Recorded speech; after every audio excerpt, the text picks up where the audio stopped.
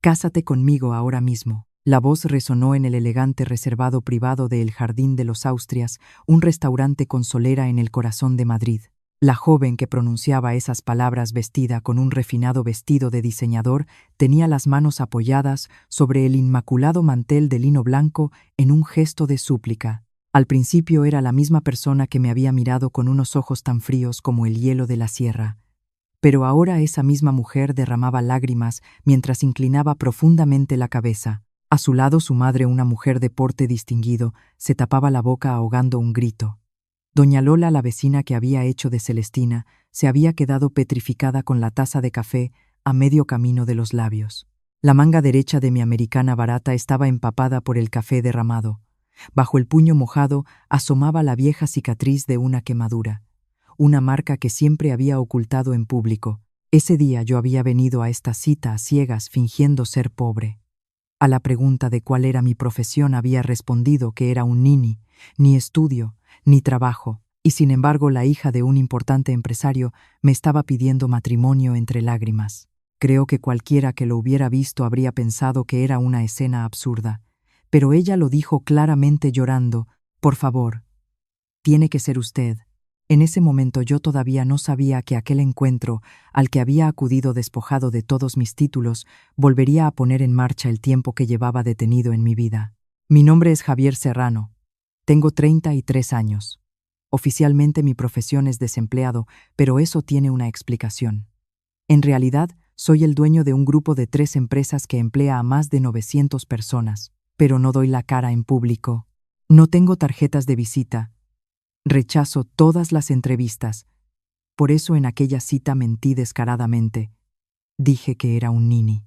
Quizás piensen que soy un rico excéntrico con demasiado tiempo libre. Quizás piensen que soy un tipo desagradable que juega a probar los sentimientos de la gente. Pero yo tenía mis propias y serias razones. Y en aquella cita se estaba tejiendo un destino mucho más grande de lo que yo jamás podría haber imaginado. Para contarlo tengo que remontarme un poco en mi vida, hasta aquella noche de invierno de hace 15 años. Nací y crecí en un barrio obrero de Madrid, en Carabanchel. Mi padre y mi madre murieron en un accidente de tráfico cuando yo tenía 9 años. Una noche lluviosa, un camión invadió el carril contrario y chocó de frente contra ellos, según me contaron después. Yo solo estaba en tercero de primaria y apenas tengo recuerdos del funeral. Solo recuerdo el olor a incienso de la iglesia y la espalda encorvada de mi abuela. Desde entonces me crió mi abuela paterna. Se llamaba Carmen y era una mujer que me sacó adelante en un piso interior de 40 metros cuadrados, haciendo trabajos de costura en casa. La abuela Carmen era una mujer de pocas palabras, pero tenía una frase que repetía siempre. Los días que volvía del colegio después de haberme peleado, o los días que ella caía enferma con gripe, y yo le ponía paños húmedos en la frente, la abuela me cogía la mano, la envolvía con las suyas llenas de arrugas y decía: «Las manos de Javier están calentitas. Estas manos son para usarlas para ayudar a los demás». De niño no entendía muy bien qué significaba. Solo pensaba que las manos de la abuela estaban mucho más calientes que las mías. Éramos pobres, pero nunca pensé que fuera infeliz. Los guisos que preparaba la abuela estaban riquísimos, y por las tardes, en el patio de vecinos, flotaba el olor a sofrito de alguna cocina. Nuestra vecina de al lado, doña Lola, que regentaba una mercería, a menudo nos traía algo de comida. Lola era la mejor amiga de la abuela, y las dos se pasaban horas riendo y tomando café en la salita. Esa vida terminó la primavera que cumplí 18 años. La abuela se desplomó en la cocina. Había sufrido un derrame cerebral. Llamé a la ambulancia y la llevaron al hospital, pero murió la mañana del tercer día sin recuperar el conocimiento. Tenía 74 años. Me quedé completamente solo en el mundo. Los planes de estudiar una carrera se esfumaron. De todas formas, nunca hubo dinero para eso, así que pensaba trabajar al terminar el bachillerato. Pero el significado de trabajar cambia radicalmente cuando tienes una casa a la que volver y cuando no. El edificio iba a ser demolido, así que me mudé a una pensión de mala muerte sin baño propio, por la que pagaba 200 euros al mes. Sobrevivía día a día trabajando como peón de obra en tajos temporales.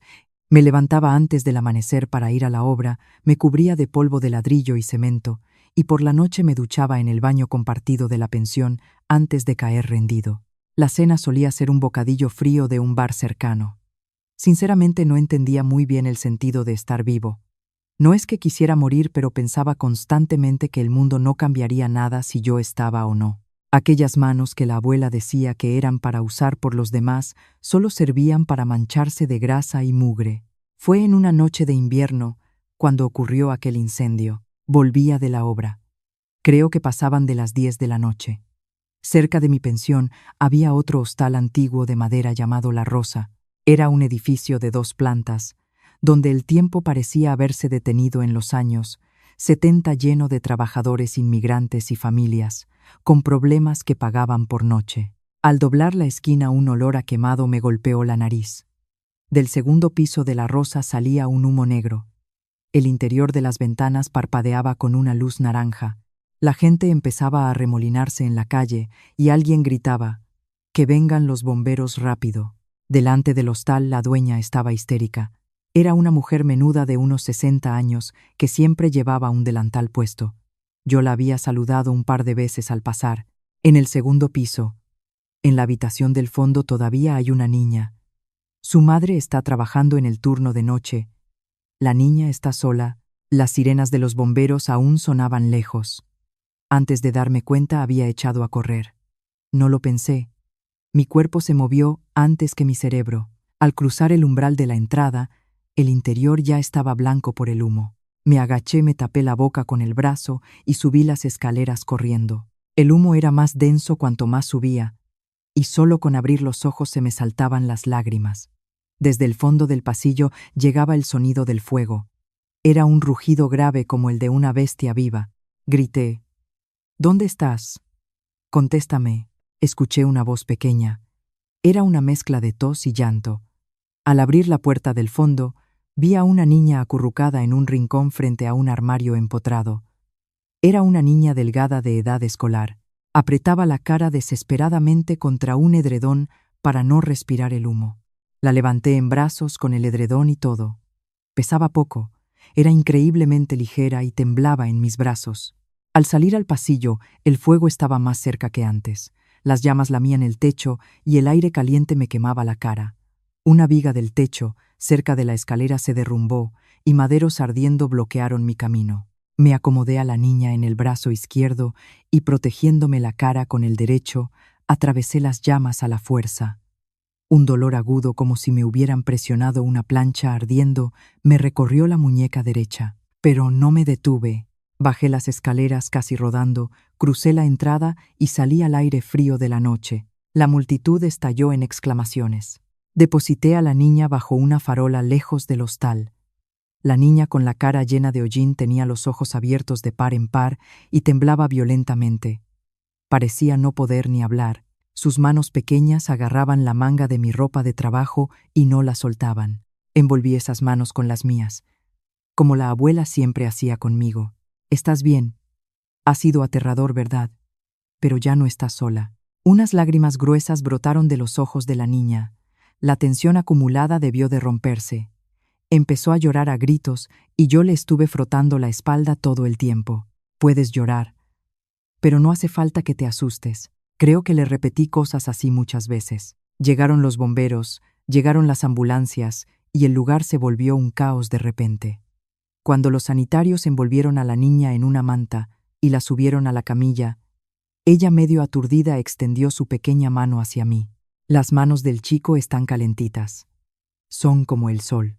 Eso fue lo último que escuché de su voz. Aproveché el alboroto para irme de allí. No di mi nombre, porque no tenía ninguna razón importante para hacerlo.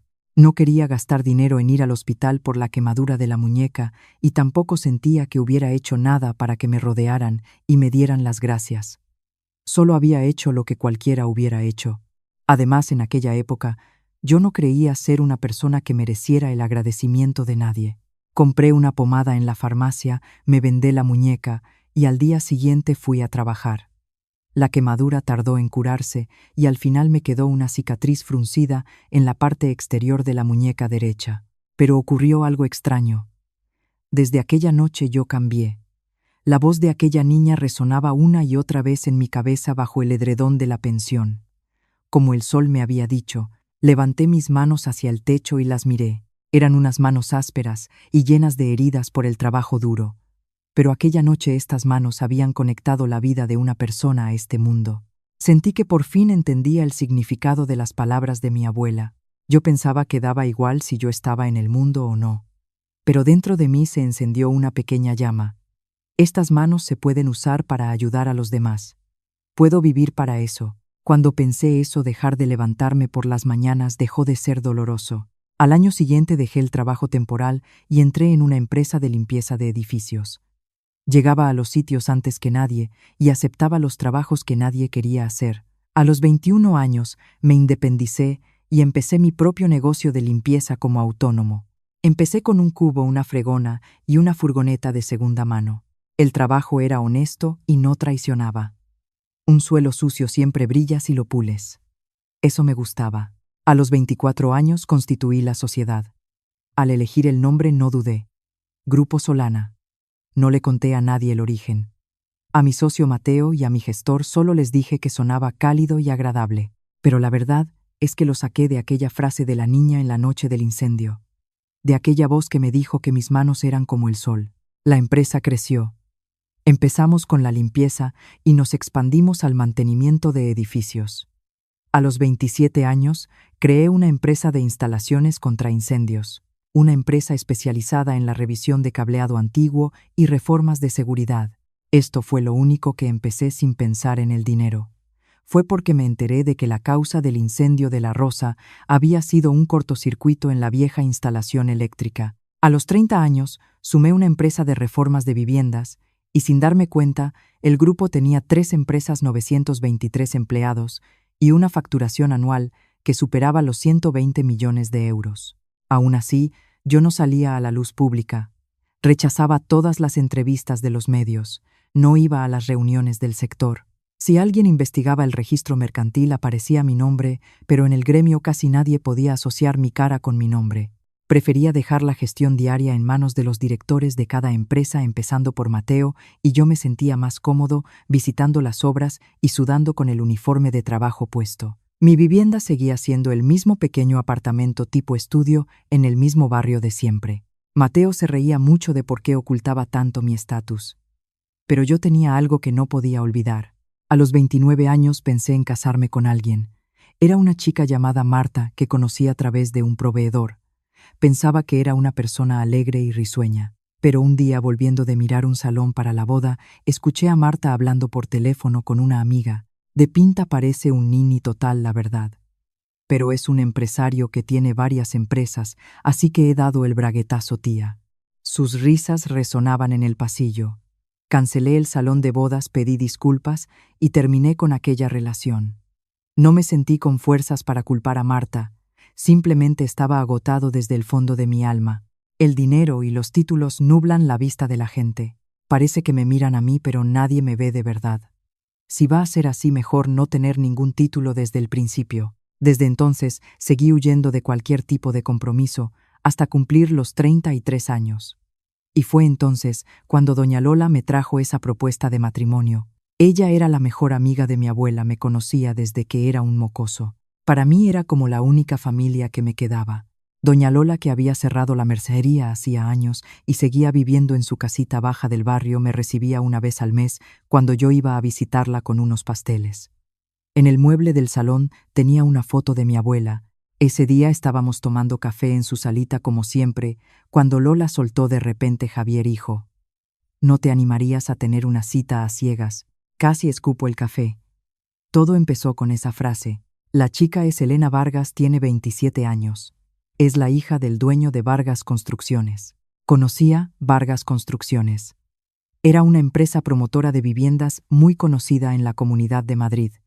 Veía sus banderas en las nuevas urbanizaciones por todas partes. Tenían fama de ser una empresa sólida de unos 300 empleados. Dejé la taza de café y negué con la cabeza. Lola, lo siento, pero no puedo aceptar eso. ¿Por qué no, hombre? Una heredera rica es el tipo de persona que peor me cae. Además, seguro que mirarán el registro mercantil de mi empresa. Ya estoy harto de eso. Lola sabía lo de Marta. Se quedó callada un momento sorbiendo su café y luego sonrió con picardía. Pues entonces te voy a poner una condición. Vas a ir ocultando todos tus títulos. Que en la ficha que les he dado solo he puesto lo mínimo. Nombre, edad y que eres autónomo. No he puesto ni una palabra sobre las empresas y tampoco se lo he dicho a ellos. Vas a ir a pecho descubierto. Me quedé sin palabras. Nunca había oído hablar de una cita a ciegas a pecho descubierto. Javier, tú te crees que si te quitas la empresa no te queda nada. Por eso te escondes detrás de los títulos y huyes de la gente. De verdad es así. Ve a comprobarlo una vez. A ver si hay alguien que te mire a ti sin los títulos o si solo se te acercan por el olor del dinero. No lo sabrás si no pruebas. Sentí que me había dado donde más me dolía. Lola tenía razón. Fingía odiar los títulos, pero en realidad me escondía detrás de ellos. ¿Tenía algún valor Javier Serrano si le quitaban el cartel de la empresa? Me daba miedo comprobarlo. Aún así, intenté negarme, pero Lola insistió. Además, esto es también un favor que me han pedido. La madre de la chica, Isabel, es una clienta muy antigua, de cuando la mercería y todavía tenemos relación. Isabel vino el otro día a mi casa y me lo pidió casi llorando. A su hija le están intentando encasquetar un matrimonio que no quiere. Antes de eso quiere que conozca al menos una vez a alguien por su forma de ser, no por el dinero. Y cuando escuché eso, el primer que se me vino a la cabeza fuiste tú. Un matrimonio que no quiere, con el heredero de una empresa con la que hacen negocios. Sí, un matrimonio de conveniencia entre empresas. Mira, Javier, es una chica que se siente atrapada y un hombre que se empeña en estar solo. Solo conócela nada más. Tu abuela Carmen también. Siempre decía que quería que Javier tuviera una familia, que sería una pena que ese chico terminara solo. Si me mencionaba a la abuela, yo ya no tenía defensa. Me di cuenta de que estaba asintiendo. Solo conocerla, Y si me preguntan por mi trabajo, responderé lo que me dé la gana. Responde lo que quieras. Así fue como acabé yendo a mi primera cita a ciegas, fingiendo ser pobre. Esa noche, cuando se lo conté a Mateo por teléfono, no paró de reírse durante un buen rato. Una cita a ciegas, tú. Y encima fingiendo ser un nini. Me parto, tío. Te estás pasando de risitas, No, perdona. Pero Javier, creo que está bien. Desde lo de Marta te has quedado estancado. Trabajas como una bestia, pero en lo personal estás cerrado como una ostra. Ve, hombre. Si no sale, no sale. Y quedarás bien con la abuela de Lola. Si no sale, no sale. Pensé que tenía razón. Seguro que me rechazarían. Con esa idea me lo tomé con calma. La noche anterior saqué del armario mi único traje. Un traje barato que me compré cuando empecé el negocio para ir a saludar a mi primer gran cliente. Al ponérmelo recordé los nervios de aquella época. El yo que solo tenía un cubo y una fregona. Me probé una corbata frente al espejo, pero me la quité. Un nini con corbata quedaba raro. En la mesilla de noche, junté las manos frente a la foto de la abuela. Era una copia de la que Lola tenía en su salón. Abuela, mañana tengo una cita a ciegas. Mi vida se ha vuelto muy rara. La abuela de la foto seguía con su habitual sonrisa de preocupación. El día de la cita fue un domingo de octubre. El lugar era el Jardín de los Austrias, un restaurante clásico y elegante cerca del Palacio Real, con un patio interior precioso. Fui con mi traje azul marino barato. Me había cortado el pelo, pero el reflejo que me devolvía el espejo era el de un hombre sin dinero desde cualquier ángulo. Pensé que así estaba bien. Quedé con Lola en la estación de metro de Ópera y fuimos juntos al restaurante. Lola, muy elegante con un traje de chaqueta, me miró de arriba a abajo y asintió satisfecha. Ajá, pareces un hombre que no tiene dónde caerse muerto. Eso no es un cumplido, ¿verdad? Te estoy elogiando. Hoy esa es tu ropa de gala. Al entrar en el restaurante, el corazón me dio un pequeño vuelco. ¿Cuántos años hacía que no me ponía nervioso? Hacía tiempo que no me ponía nervioso ni en negociaciones de millones de euros, pero por una simple cita a ciegas tuve que respirar hondo en el pasillo. Cuando nos llevaron al reservado privado, ellas ya estaban sentadas. Fui yo quien contuvo el aliento. Elena Vargas era mucho más guapa que en la foto. Llevaba un vestido azul marino, estaba sentada con la espalda recta y tenía una melena negra brillante y unos ojos que denotaban determinación. A su lado su madre Isabel, una mujer de unos 50 años de modales suaves y elegantes. Doña Lola se sentó a mi lado como intermediaria. Nos saludamos y nos sentamos. Isabel, desde el momento en que me vio, bajó la temperatura varios grados. Pude notar cómo su mirada recorría mi traje arrugado, mi cara curtida por el sol y mis manos huesudas. Bueno, es lo normal, pensé. Hubo los saludos de rigor y un poco de conversación sobre el tiempo. Doña Lola intentaba desesperadamente mantener la conversación. Elena apenas abría la boca y no probó los aperitivos que nos sirvieron. Y entonces llegó la pregunta. Elena, sin rodeos, preguntó con un tono totalmente profesional: «Señor Serrano, ¿en qué trabaja usted?». El tono era de alguien que ya había evaluado a su interlocutor y lo había descartado. Ya está, pensé. En la ficha solo ponía autónomo. Desde la noche anterior había decidido qué respondería. Podría haber soltado mentiras creíbles sobre ser freelance o inversor sin mencionar mis empresas. Pero ya que iba a ir a pecho descubierto, decidí ser lo más radical posible. Hice una pequeña pausa y respondí: «Soy un nini». El aire de la habitación se congeló con estruendo.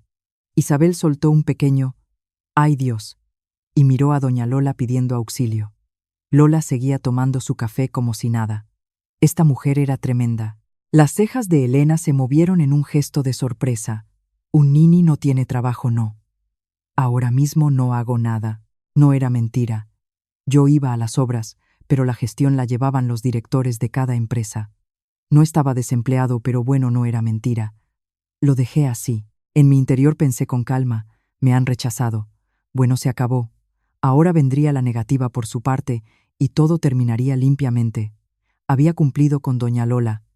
Eso creía, pero la reacción de Elena superó un poco mis expectativas. Elena cerró su pequeño bolso de mano con un chasquido y me miró directamente. «Mire, señor Serrano, yo creo que una cita de este tipo es un lugar donde uno se juega la vida. ¿No cree que antes de venir a una cita así debería al menos buscar un trabajo? Tiene usted toda la razón. Si mi padre se enterara, seguro que se sorprendería que la hija de los Vargas tenga una cita con un nini. Seguro. Lo siento, pero creo que usted y yo vivimos en mundos diferentes». «Elena, por favor, compórtate». Isabel, pálida, reprendió a su hija. Pero curiosamente yo no me enfadé. Lo que ella decía no era incorrecto. Además, alguien que dice las cosas tan claramente al menos no es de los que se ríen a tus espaldas. Comparado con Marta, me pareció incluso honesta. «No, señora Isabel. Elena tiene razón. Este no era un lugar para alguien como yo. Si les he ofendido, les pido disculpas». Cuando incliné la cabeza, Elena puso una cara de sorpresa momentánea. Seguramente esperaba que le replicara. Luego desvió la mirada pareciendo molesta. El silencio incómodo lo rellenó la charla trivial entre doña Lola e Isabel. Yo comía tranquilamente los platos que iban sirviendo. Era un restaurante caro, la comida estaba buenísima. Fue entonces. Se abrió la puerta y un joven camarero entró con una bandeja con los segundos platos. Parecía un novato, quizás todavía un adolescente. Se notaba que estaba nervioso. Justo cuando se arrodilló a mi lado para servir la bandeja, se inclinó. Una copa de agua se volcó y el agua se esparció por mi manga y el mantel. Lo siento muchísimo. Perdóneme, por favor». El camarero se puso blanco como el papel, apoyando las manos en la mesa y encogiéndose. Desde el fondo el maitre vino corriendo, cogiendo aire para regañar al chico. Yo hablé antes de que pudiera hacerlo. «No pasa nada. Apenas me ha caído en la ropa». Saqué mi propio pañuelo y sequé el agua del mantel. Luego sujeté la bandeja del camarero que temblaba. «No te preocupes. Menos mal que no era nada caliente. Nadie se ha hecho daño. Pero su traje es barato, un poco de agua no le va a hacer nada». Cuando le sonreí, los ojos del camarero se llenaron de lágrimas al instante. El maitre se lo llevó mientras se disculpaba una y otra vez. Antes de salir, el camarero se volvió una vez más y me hizo una profunda reverencia. Tenía una cara todavía infantil. Recordé mi pasado.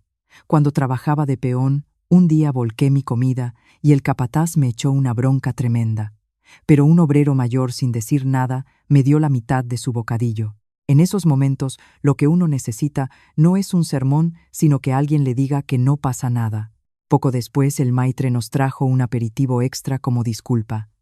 Lamentamos mucho la torpeza de nuestro nuevo empleado. Gracias a su amabilidad, no le hemos regañado.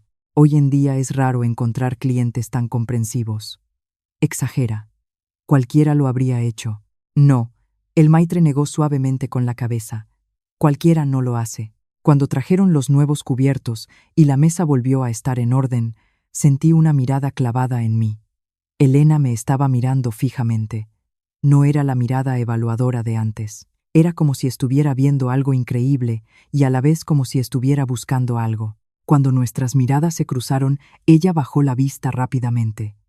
Sus manos sobre el regazo apretaban con fuerza la servilleta de tela. ¿Qué le pasará?, pensé entonces. Ahora lo entiendo.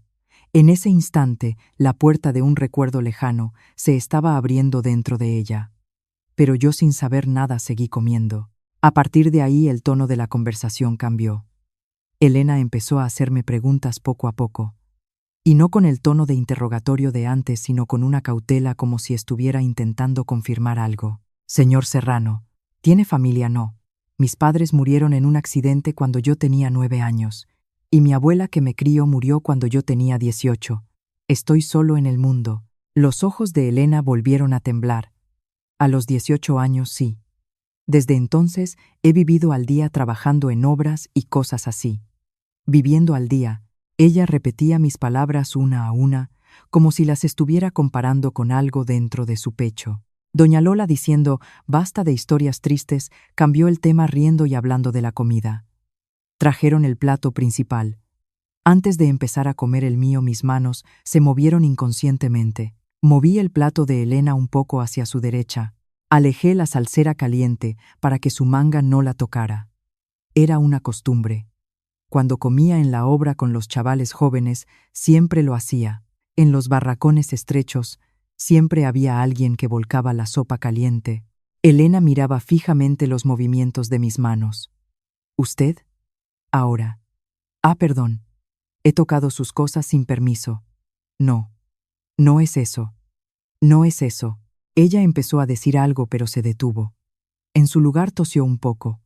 Debía de tener la garganta seca por los nervios.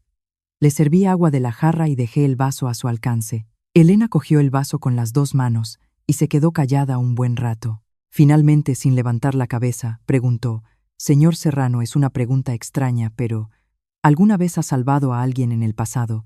Mi corazón dio un vuelco. Por mi mente pasó la imagen de una noche de invierno. El humo, el rugido del fuego y el pequeño peso en mis brazos. Deseché la idea. Nunca le había contado a nadie lo de aquella noche. Tampoco era algo para ir contándolo. No fue un acto heroico como para llamarlo salvar a alguien. Simplemente mi cuerpo se movió. Me reí para disimular. ¿Qué va? No he hecho nada tan heroico. Como ves, soy un simple nini. Elena miraba fijamente la zona de mi brazo derecho. Instintivamente me tiré del puño de la camisa para arreglarlo. Abroché el botón de la manga para ocultar la muñeca. También era una vieja costumbre. La cicatriz de la quemadura estaba fruncida y llamaba la atención, así que no la enseñaba en público. Sentí que sus ojos seguían ese gesto. Serán imaginaciones mías, pensé en ese momento. Entonces un zumbido electrónico rompió el aire. El móvil de Elena vibraba en su bolso. Ella miró la pantalla y frunció el ceño. Perdón. Disculpen un momento. Se disculpó y salió al pasillo. A través de la puerta entreabierta se oía su voz ahogada. No tenía intención de escuchar a escondidas, pero en el reservado se oía todo a trozos. Por eso, no estoy de acuerdo. Yo no he dicho en ningún momento que acepte ese asunto. No lo de la familia Serrano. Yo no lo apruebo. Aunque digan que es por la empresa, es mi vida. Cuando Elena volvió, su cara estaba tensa. Los ojos que antes temblaban se habían vuelto a cerrar. Isabel miró a su hija con preocupación. Es de la empresa, sí. No es nada importante. Ese no es nada importante sonaba como si fuera lo más importante del mundo. Elena se quedó mirando sus manos un rato. Luego, como si hubiera tomado una decisión, levantó la cabeza y se inclinó hacia mí. Señor Serrano, seré sincera. Yo hoy he venido con la intención de rechazar esta propuesta. Elena, ¿pero qué dices, mamá? Déjame. Es una falta de respeto hacia él, tengo que decírselo. Ella me miró directamente.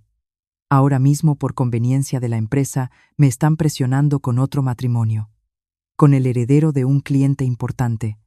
Yo quiero rechazarlo, pero hay circunstancias que hacen que no sea fácil. Por eso hoy, lo siento. Esta cita era solo para cumplir con el compromiso antes de seguir con el otro asunto. Fuera quien fuera el candidato, mi intención era rechazarlo. La habitación se quedó en silencio absoluto. Se notaba que ella misma era la que más sufría al decir aquello. Tenía las mejillas rígidas y los dedos que sujetaban el bolso estaban blancos. A mí de repente me hizo gracia la situación. Ya veo. La verdad es que yo también he venido con la intención de que me rechazaran. Si digo que soy un nini, lo normal es que me rechacen, ¿no? Pensé que así todo acabaría bien. Así que estamos en paz. No se preocupe. Elena me miró boquiabierta. Y luego soltó una pequeña carcajada. Era la primera vez que la veía sonreír de verdad. No era una sonrisa forzada, sino una sonrisa natural propia de su edad, un poco avergonzada. Contagiada, Isabel también sonrió, y la tensión del ambiente por fin se relajó. Doña Lola aprovechó la oportunidad para intervenir. Bueno, si los dos queríais rechazaros ahora, estaréis más tranquilos. El patio interior de este sitio es precioso, tiene unas plantas que están empezando a cambiar de color con el otoño. ¿Por qué no vais a dar un paseo los dos? Las viejas nos quedaremos aquí tomando el café. Elena dudó un momento, pero se levantó. El patio del Jardín de los Austrias era más grande de lo que pensaba.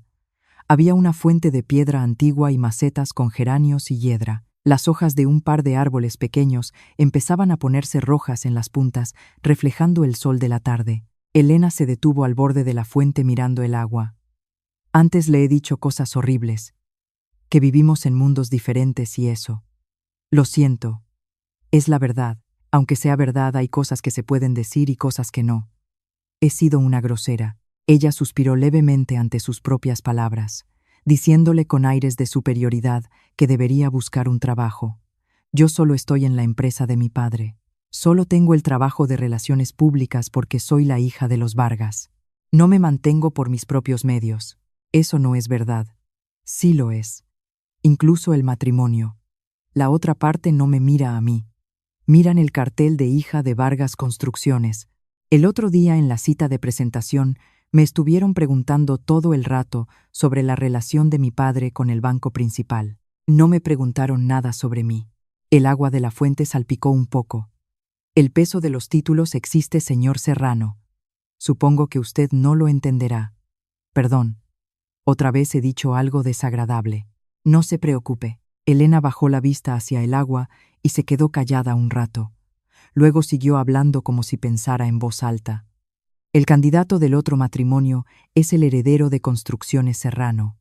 Es la constructora más grande de la región. Tenemos una relación comercial de muchos años y ahora vamos a hacer un gran proyecto juntos. Él es el sucesor de esa empresa. Ha dicho que no le apetece, ¿verdad? Tuve una cita de presentación. ¿Sabe qué fue lo primero que dijo esa persona?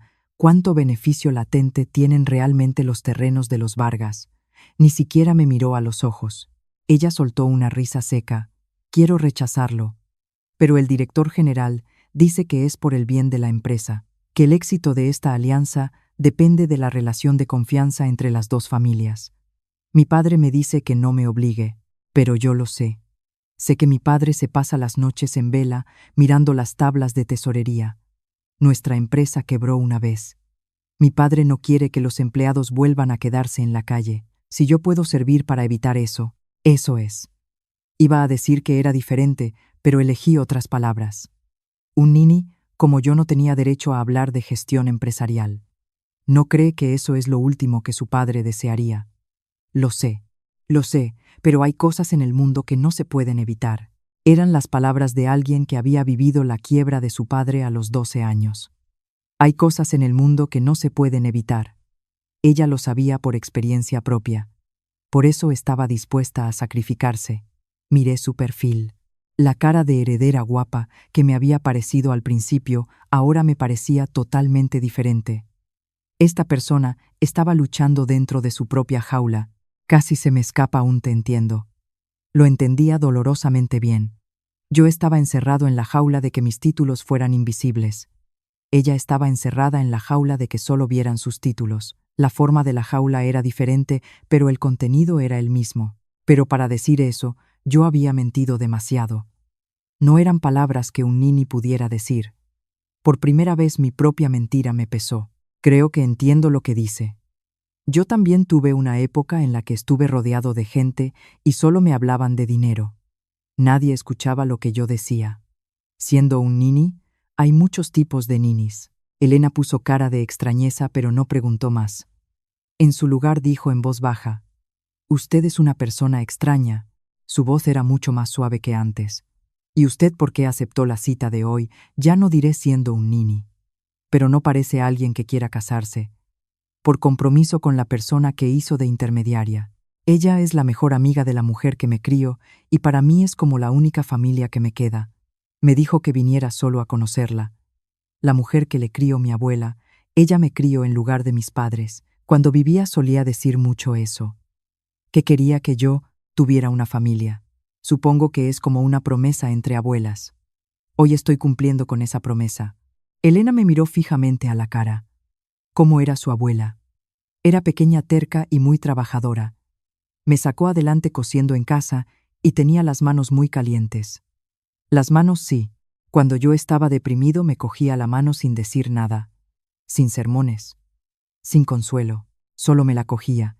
Y con eso casi todo se arreglaba. Elena entornó los ojos suavemente. ¡Qué bonito! El viento cruzó la superficie de la fuente. Nos sentamos en un banco de piedra frente a la fuente, dejando un espacio entre nosotros.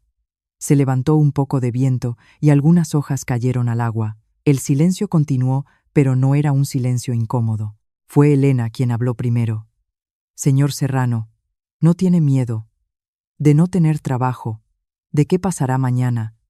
Mentiría si dijera que no tengo miedo, pero como una vez lo perdí todo me he acostumbrado. Todo a los 18 años murió mi abuela y me quedé sin casa. No tener nada que proteger te hace sentir ligero. Comes, duermes, te levantas por la mañana y mueves las manos. Solo con eso el ser humano puede vivir sorprendentemente bien. Elena bajó la vista hacia su regazo. Sus largas pestañas proyectaban una sombra y empezó a hablar en voz baja. «Mi casa. Una vez quebramos en el pasado. Ahora nos llaman Vargas Construcciones y a mí me dicen heredera, pero cuando yo tenía 12 años la empresa de mi padre quebró una vez. Antes era una pequeña constructora local. Nos vimos arrastrados por la quiebra en cadena de un cliente y mi padre también tenía avales personales. Nos quitaron la casa, los terrenos, todo. Era una historia inesperada.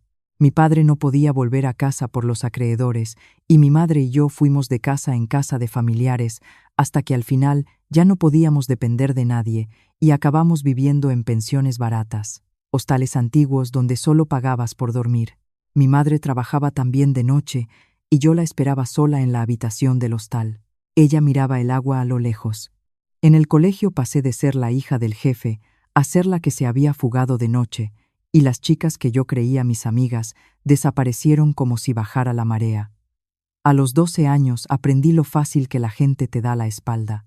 Ya veo. Por eso lo que ha dicho usted antes. Cuando no tienes nada, no sirve de nada asustarse. Esas palabras. Hubo alguien que me dijo lo mismo hace mucho tiempo. La voz de Elena tembló ligeramente. La persona que me salvó la vida cuando estaba en lo más hondo. No sé ni su nombre. Esa persona me dijo algo que significaba eso.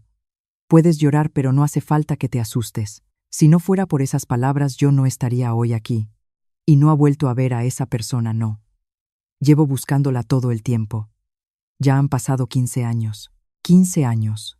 Esa cifra se me quedó enganchada en algún lugar del pecho, pero todavía no me daba cuenta. Yo no conocía los detalles de ese fondo del que ella hablaba. Salvar la vida podía ser por una enfermedad, un accidente, había 1000 posibilidades. Ni por asomo pensé que pudiera ser yo. Además, en aquella época, en aquel barrio, había muchos niños de familias con problemas económicos. No tiene ninguna pista, casi ninguna. Solo sé que entonces era un hombre joven. Nada más. No recuerdo bien ni su nombre ni su cara. Yo estaba medio inconsciente en ese momento. Solo recuerdo su voz y la sensación de sus manos, la voz y las manos. Sí, una voz grave y tranquila. Y unas manos grandes y calientes. Es raro, ¿verdad? Seguir buscando a alguien a quien ni siquiera conoces la cara solo por el recuerdo de su voz y sus manos. Mis amigas se ríen de mí. Dicen que es solo un primer amor idealizado. Elena se sonrojó un poco y se apresuró a negar. No es que sea eso. Solo quiero darle las gracias. Es mi salvador. Simplemente eso. Lo entiendo. De verdad solo es su salvador. Me hizo un poco de gracia que se pusiera tan seria como una niña. Solo pude decir algo sin importancia. Ojalá pueda encontrarlo. Sí. Si le encuentro tengo un montón de cosas que decirle, pero seguro que él ni se acuerda. Es esa clase de persona. Alguien que no te hace sentir en deuda. Alguien que desaparece como si no hubiera pasado nada. Ella cortó ahí sus palabras y me miró fijamente a la cara. Era una mirada que parecía querer decir algo, pero no lo decía. Señor Serrano, si mañana consiguiera una gran cantidad de dinero, ¿en qué la usaría? ¿Qué? ¿A qué viene eso ahora? Da igual, es un supuesto. Pues, probablemente, haría lo mismo que hoy. Comer, dormir, levantarme por la mañana y mover las manos. Tenga dinero o no, lo que hago no cambia. No cambia así. Lo que cambia con el dinero es la gente de alrededor. Si yo también cambiara, estaría acabado. Elena se rió suavemente. Y luego, poniéndose seria, dijo en voz baja: definitivamente usted se parece a esa persona. Nada. Volvemos, nuestras madres nos estarán esperando. Su figura al levantarse me pareció mucho más ligera que cuando había llegado. Cuando volvimos al reservado, doña Lola e Isabel estaban sonriendo con complicidad. Las dos ancianas debían de haber estado mirando al patio por la ventana. Qué mal gusto tenían. A partir de ahí la cita se convirtió en una comida normal. Elena se reía mucho más. Se rió a carcajadas con mis historias de fracasos de cuando trabajaba de peón. La historia de cuando en mi primera obra como encargado me equivoqué al pedir el material y en vez de pedir láminas protectoras, pedí todo el stock de lonas azules y la obra se convirtió en un mar de lonas azules. No, me imagino la obra toda azul. Pensé que el capataz me iba a pegar. Al final tardamos 3 años en gastar todas esas lonas. Isabel también nos contó historias de su juventud, cómo conoció a su marido. Dijo que todo empezó cuando su marido, que entonces era un aprendiz de carpintero, le arregló el paraguas en un día de lluvia. Un paraguas con una varilla rota, me lo arregló allí mismo con un alambre. Una persona muy torpe para hablar, pero muy hábil con las manos. Qué bonito que todo empiece con un paraguas en casa de los Vargas. En mi caso, con mi difunto marido, todo empezó con el cobro de una deuda. Lola, ¿qué historia es esa? ¿Queréis oírla? Pues allá va. El reservado se llenó de risas.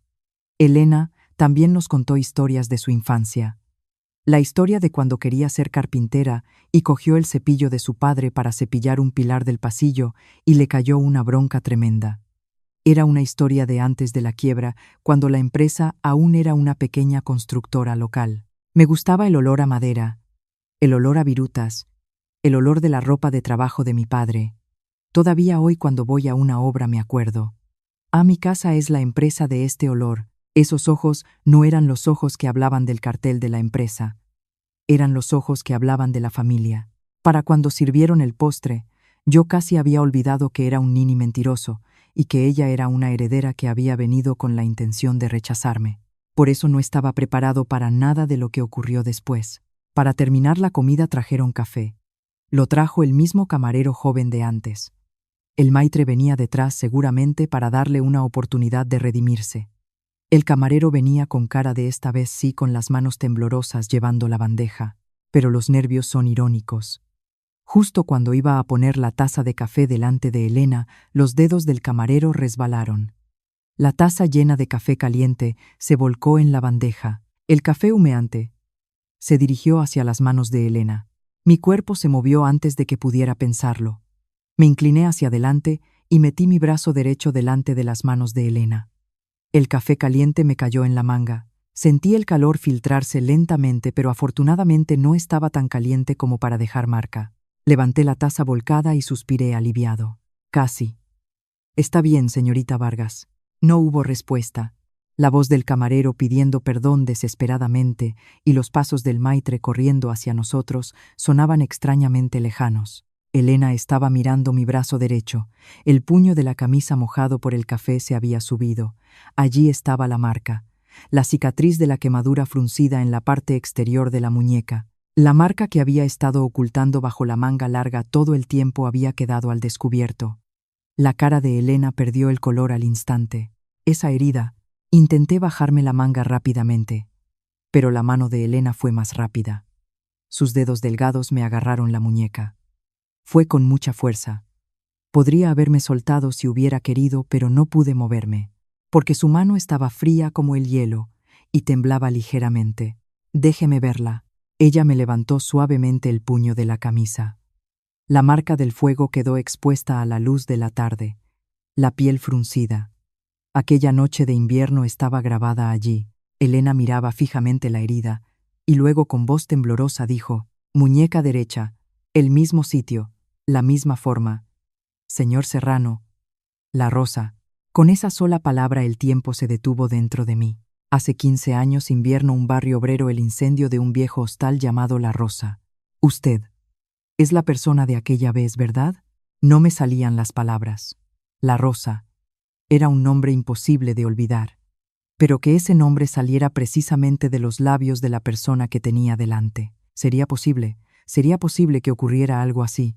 Aquella niña de aquella noche, la niña delgada y pequeña acurrucada entre el humo, el peso ligero que cargué con el edredón y todo, las manos pequeñas que me agarraban la manga y no la soltaban. Miré a Elena que estaba delante de mí. 27 años. Hace 15 años tendría 12. La empresa de su padre quebró, fue de hostal barato en hostal barato con su madre. Su madre trabajaba de noche y ella la esperaba sola en la habitación del hostal. Lo que ella había contado antes encajó como un rayo. No pude decir nada. Ese silencio se convirtió en la respuesta. Las lágrimas brotaron de los ojos de Elena. Caían una tras otra sin parar. Sin importarle que se le corriera el maquillaje, se tapó la boca con las 2 manos para aguantar el llanto. Lo sabía, era usted. Isabel se levantó a medias alarmada. «Elena, ¿qué te pasa, hija? Mamá. Es esta persona». Elena se volvió hacia su madre con la cara bañada en lágrimas. «La persona que me salvó en el incendio de La Rosa». La cara de Isabel cambió de color. Miró lentamente hacia mí y luego miró la marca en mi muñeca. La mano que se había llevado a la boca empezó a temblar. «Ah, Dios mío». Isabel rompió a llorar allí mismo. Solo doña Lola seguía sin entender la situación, mirando de un lado a otro. Era normal. Yo tampoco le había contado nunca a Lola lo de aquella noche. Elena, sin siquiera intentar secarse las lágrimas, empezó a hablar. «Fue el invierno que yo tenía 12 años. Mi madre trabajaba de noche en una fábrica de conservas y yo la esperaba sola en la habitación del segundo piso de La Rosa. Me había quedado dormida. Cuando me di cuenta, fuera de la habitación todo estaba blanco por el humo y no podía respirar. Su voz temblaba pero no se detenía. Las palabras de 15 años se desbordaban como si se hubiera roto una presa. Tenía tanto miedo que no podía moverme. Estaba acurrucada frente al armario con la cara apretada contra el edredón. Pensé: me voy a morir. Solo había vivido 12 años y no había tenido nada bueno en la vida. En ese momento oí una voz. «¿Dónde estás? Contéstame». El olor a humo de aquella noche volvió a mi memoria. Se abrió la puerta y alguien me levantó en brazos con el edredón y todo. Había un calor tremendo, el fuego lamía el techo y esa persona me cargó en el brazo izquierdo y bajó las escaleras corriendo mientras bloqueaba el fuego con el brazo derecho. Cuando salimos fuera, la muñeca derecha de esa persona estaba quemada. Tenía una pinta horrible, y a pesar de eso, esa persona ni siquiera miró su propio brazo, me envolvió las manos con las suyas y me dijo. Elena se atragantó con las palabras por un momento, pero siguió hablando. «Estás bien. Ha sido aterrador, ¿verdad? Pero ya no estás sola». Doña Lola me miró sorprendida. Esas palabras me devolvieron la vida. Desde que la empresa quebró, yo pensaba que estaba totalmente sola en el mundo. Pensaba que a nadie en el mundo le importábamos. Pero esa persona de la que no sabía ni el nombre me salvó arriesgando su vida y me dio esas palabras. Cuando me subieron a la ambulancia y recuperé el conocimiento, esa persona ya había desaparecido, sin dar su nombre. Ella sacó algo envuelto en un pañuelo de su bolso. Era un recorte de periódico viejo y descolorido. Debía de haberlo abierto y doblado tantas veces que los pliegues estaban desgastados y blancos. Un pequeño artículo de un periódico local: incendio total en hostal. Niña de primaria que no pudo escapar rescatada por un transeúnte. El hombre se marcha sin dar su nombre. Solo eso. Lo estuve buscando todo el tiempo.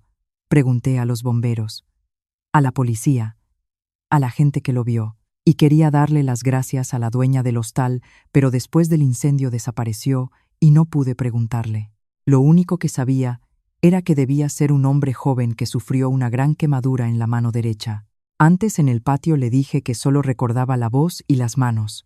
Perdón, en realidad tenía otra pista, la quemadura en la mano derecha, pero no pude decirlo. Me daba miedo pensar que pudiera ser otra persona. En 15 años, no ha habido un solo día que lo haya olvidado.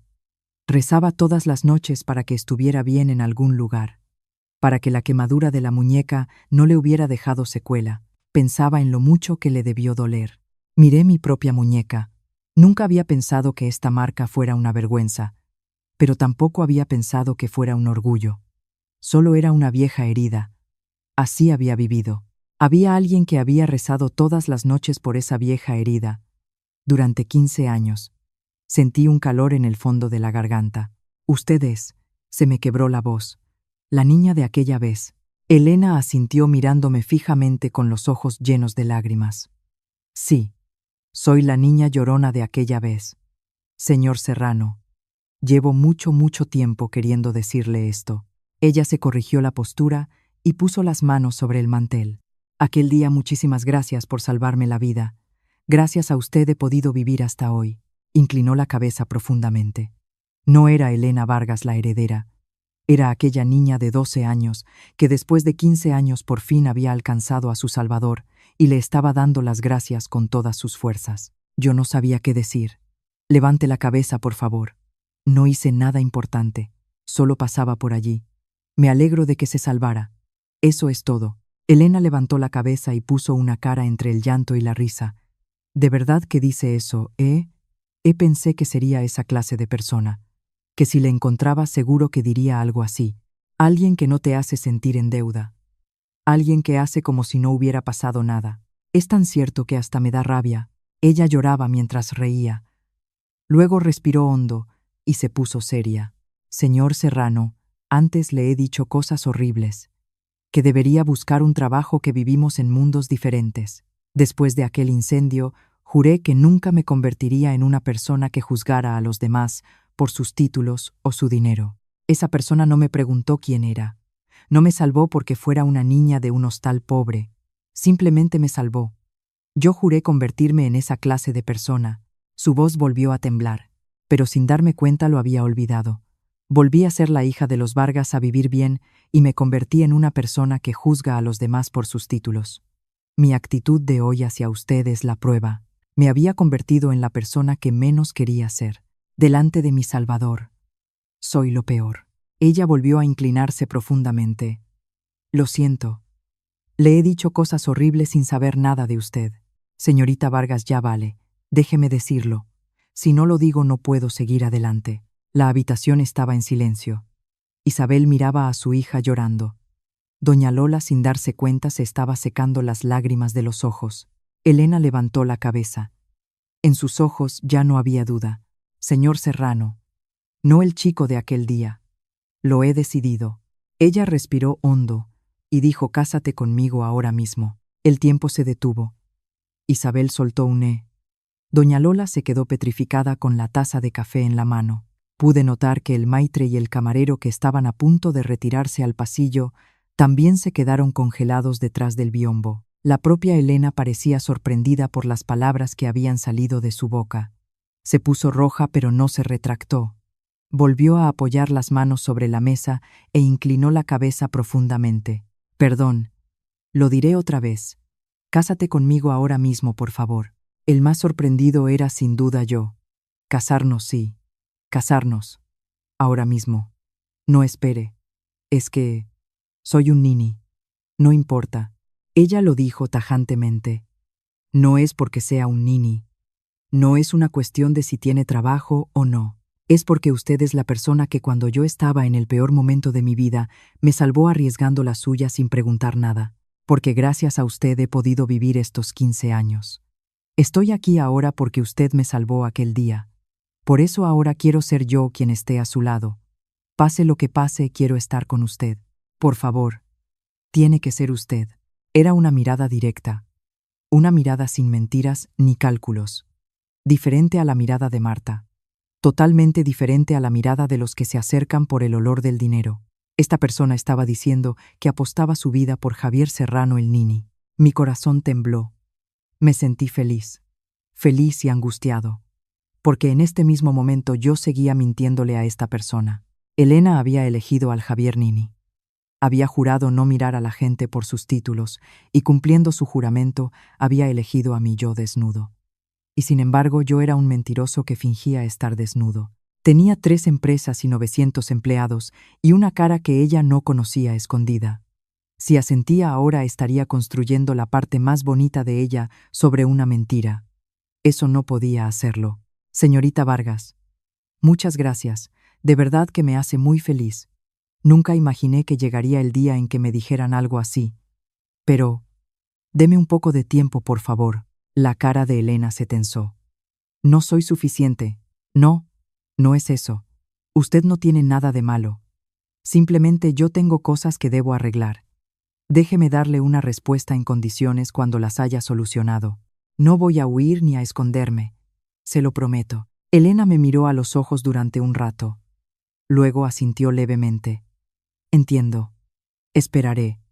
He esperado 15 años. Un poco más no me importa. Esa forma de decirlo me desarmó. Cuando nos dimos cuenta, ya había oscurecido por completo. De camino a casa, caminé por las calles nocturnas de Madrid con doña Lola. Lola estuvo callada todo el tiempo. Solo cuando llegamos cerca de la estación de metro abrió la boca. Javier, tú, ¿por qué no dijiste nunca lo de aquel incendio? Porque pensaba que no era algo para ir contándolo. Ay, Javier. Lola soltó un suspiro que era mitad risa. ¿Y por qué no dijiste la verdad de tu mentira? Si hubieras hablado de la empresa en ese momento, todo se habría arreglado.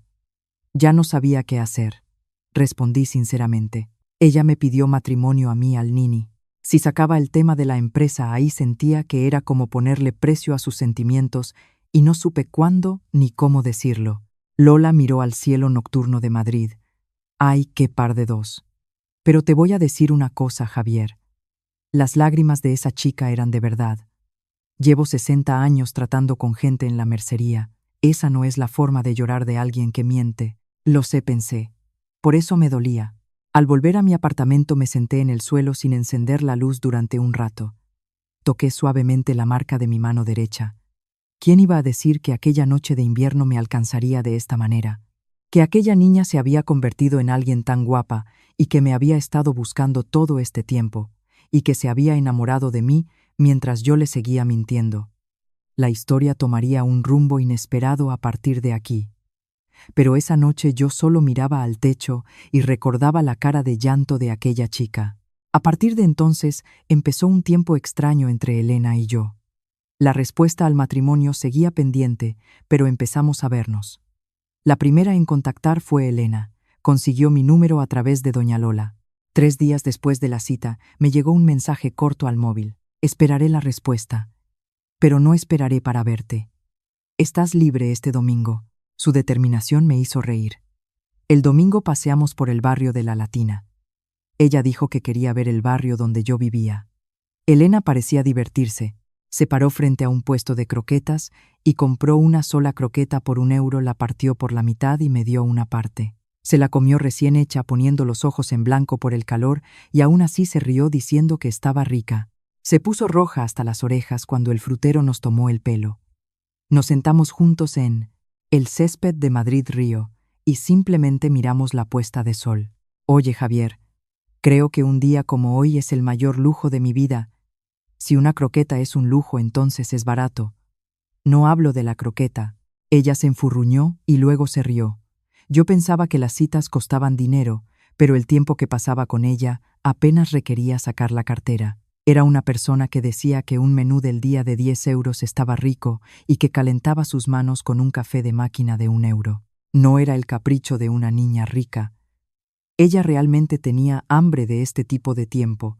Cada vez que nos veíamos me sentía más atraído por ella, y cada vez que nos veíamos la mentira en el fondo de mi pecho pesaba más. Pensé muchas veces en decírselo. Hoy se lo digo. En realidad no soy un nini. Tengo una empresa. Siento haberte engañado. Pero cada vez que ella se reía diciendo que no le importaba que fuera un nini, las palabras se me atascaban en la garganta. Sentía que si lo decía algo cambiaría, que algo de este tiempo se rompería. Pueden llamarme cobarde. A mis 33 años por primera vez tenía algo que me daba miedo perder. Aproximadamente un mes después, Elena me dijo: «Quiero que conozcas a mi padre». La casa de los Vargas estaba en una zona residencial de las afueras de Madrid, en Aravaca. Era un chalet grande con un jardín cuidado. Nervioso me senté en el sofá del salón frente a Ricardo Vargas, el presidente, un hombre de 58 años de complexión robusta y piel curtida. Aunque fuera el presidente de una constructora en el fondo, seguía siendo un carpintero de obra. Se notaba en sus manos llenas de callos de haber manejado herramientas. Ricardo me miró fijamente a la cara. Pensé que me estaba evaluando, pero no. Su mirada bajó hacia mi muñeca derecha. Ese día no la había ocultado. Elena me había pedido que no la escondiera más. Los ojos de Ricardo se enrojecieron visiblemente. Y este hombre grande, el presidente, se levantó del sofá e inclinó profundamente la cabeza hacia mí. Han pasado 15 años sin que pudiera dar las gracias a la persona que salvó a mi hija. No haber podido encontrarle ha sido el mayor remordimiento de mi vida. Muchas gracias. Se lo agradezco de corazón. Casi tocaba el suelo con la frente. Presidente, por favor, levántese. No. Déjame decirlo. En aquella época yo fui el peor padre. Arruiné la empresa, dejé a mi mujer y a mi hija en la calle, y para colmo, casi mato a mi hija en un incendio. Usted salvó la vida de la hija que yo no pude proteger. Ricardo Vargas no olvidará esta deuda hasta que se muera. Esa noche prepararon un sitio para mí en la mesa de los Vargas. Isabel preparó comida casera, un guiso de carne, tortilla de patatas y una ensalada grande. No era una comida de invitados de lujo, sino una cena normal. Eso me hizo increíblemente feliz. Ricardo era un hombre que se reía mucho cuando bebía vino. Contaba a gritos sus fracasos de la época de la carpintería y contaba historias de la infancia de Elena hasta que ella le miraba mal. «Papá, te dije que esa historia estaba prohibida. ¿Qué más da? Mira, Javier». Esta, cuando era pequeña, decía que iba a ser carpintera y me cogía el cepillo sin permiso. Era una mesa donde no paraban las risas. 15 años después de quedarme, solo casi había olvidado lo que era una cena en familia. Y también lo rica que estaba la comida cuando la comes escuchando la voz de alguien. Pero esa calidez no duró mucho. Unos días después, por la noche, llamaron a la puerta de mi apartamento. Al abrir había un hombre de pelo gris vestido con un traje a medida. Tendría unos 50 y tantos años. Sus ojos, detrás de unas gafas de montura plateada, recorrieron mi habitación y a mí como si estuvieran tasándonos.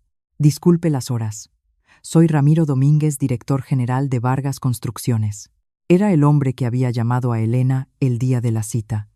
Domínguez entró en la habitación sin que yo le invitara y soltó una risita al ver el calendario de propaganda y la bombilla desnuda. «Ya veo. Vive tal como dicen los rumores. ¿Qué quiere? Seré directo, que eso ayuda. Quiero que se aleje de la señorita». Sacó un sobre marrón de su bolsillo y lo puso sobre la mesita. Era un sobre grueso. «Aquí hay 30.000 euros.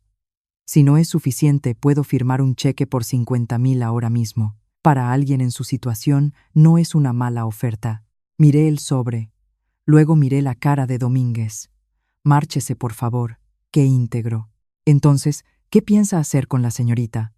¿Cree que un hombre sin oficio ni beneficio está a la altura de la hija del presidente? Estar a la altura es una cuestión de títulos. En el mundo real, a eso se le llama realidad. Domínguez se ajustó las gafas. Escuche, Serrano. Vargas Construcciones está en un momento crucial. El futuro de la empresa depende de la alianza con Construcciones Serrano. El matrimonio de la señorita con el heredero de los Serrano es la clave de esa alianza. Están en juego los medios de vida de 300 empleados. Y usted piensa arruinarlo todo con una cita de croquetas de €1. Me habían investigado. Sentí una ira fría, pero no la mostré en mi cara. Quien decide sobre el matrimonio es Elena. Ni usted ni yo. No se puede hablar con usted. Guardó el sobre y se levantó. En la puerta se volvió y dijo con desprecio: «Bueno, da igual. Una persona como usted pronto conocerá la realidad. El presidente también puede permitirse decir esas cosas de El Salvador. Y qué ingenuo solo por ahora. Debería pensar en cuál es su lugar». La puerta se cerró. Me senté solo frente a la mesita. No sentía rabia. Lo que sentía era una pregunta mucho más complicada. Si yo aquí hubiera dicho: «Soy Javier Serrano del Grupo Solana Domínguez», habría cambiado de chaqueta al instante. Ante un cartel de 120 millones de euros, ese hombre sin duda se habría arrodillado. Nadie pondría pegas a mi matrimonio con Elena. Pero estaba bien eso. Si le callaba la boca con mis títulos, no sería yo igual que Domínguez. No estaría arrodillándome ante el mundo que mide a la gente por sus carteles. Elena me había dicho: «Cásate conmigo al Javier Nini». Estaba bien tapar y sobreescribir esos sentimientos con mi cartel. Sin encontrar respuesta, llamé a Mateo. Mateo es el director de Solana Limpiezas. Lo conocí en una obra de limpieza cuando yo tenía 21 años. En aquella época Mateo había sido despedido de un trabajo temporal y dormía en un cibercafé. Es 5 años mayor que yo, tiene una lengua muy afilada, pero es el tío más leal que conozco. Hemos estado juntos desde la época del cubo y la fregona. Cuando le conté la situación, Mateo se quedó callado un rato al otro lado del teléfono. «Es muy típico de ti. De verdad. Ríete». «No me río, Javier. Yo desde que le pusiste Solana a la empresa sospechaba algo, que tendrías algún origen importante. No voy a indagar, pero…» Mateo continuó: «Déjame decirte una cosa. Los títulos son una armadura. Quitarse la armadura y enfrentarse a la gente siendo uno mismo es muy loable. Me gusta esa parte de ti. Pero, Javier, dejar la armadura cuando tienes a alguien que proteger, eso no es valentía. Es solo terquedad». «Terquedad, sí. Tus 900 empleados comen y mantienen a sus familias gracias a tu cartel. Un cartel es eso. No es algo sucio ni vergonzoso. Es solo cuestión de cómo lo uses, ¿no?». Sus palabras me calaron hondo. Pero todavía no podía decidirme. Los días pasaban sin que pudiera decidirme. Y la situación se movió primero. Antes de eso, había gente a la que tenía que contárselo. Por esa época, llevé a Elena a un sitio. Era un pequeño bar de menús en las afueras del barrio llamado Casa Pilar. ¿Qué sitio más mono? Es donde sueles venir, Javier. Bueno, algo así. Quiero presentarte a alguien. Al abrir la puerta corredera, una abuela pequeña asomó la cabeza desde detrás de la barra. Doña Pilar, 76 años. La dueña del bar. Pilar me miró y sonrió, y luego miró a Elena, que estaba a mi lado. La sonrisa desapareció de su cara. Pilar se limpió las manos en el delantal y salió lentamente de detrás de la barra. Se plantó delante de Elena y la miró fijamente a la cara desde abajo. Elena, desconcertada, hizo una pequeña reverencia. Los ojos de Pilar se llenaron de lágrimas. Tú no serás la niña de aquella vez en La Rosa». Elena contuvo el aliento. «¿Cómo sabe eso?». Lo sabía. Gracias a Dios.